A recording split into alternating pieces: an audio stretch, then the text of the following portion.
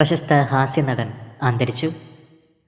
Standup കൊമേഡിയനായി career ആരംഭിക്കുകയും പിന്നീട് നിരവധി ടെലിവിഷൻ ഷോകളിലൂടെ ജനമനസ്സുകളിൽ ഇടം നേടുകയും ചെയ്ത അമേരിക്കൻ നടൻ ബോബ് ന്യൂഹാർട്ടാണ് അന്തരിച്ചത്. വിനോദലോകത്തെ നിരവധി പ്രമുഖരാണ് ബോബിന് പ്രണാമം അർപ്പിച്ച് സോഷ്യൽ മീഡിയയിൽ എത്തുന്നത്. 1950 ബോബ് വിനോദരംഗത്തേക്ക് ചുവടുവെച്ചത്. വളരെ ചുരുങ്ങിയ കാലം കൊണ്ട് തന്നെ നിരവധി ആരാധകരെ സ്വന്തമാക്കി.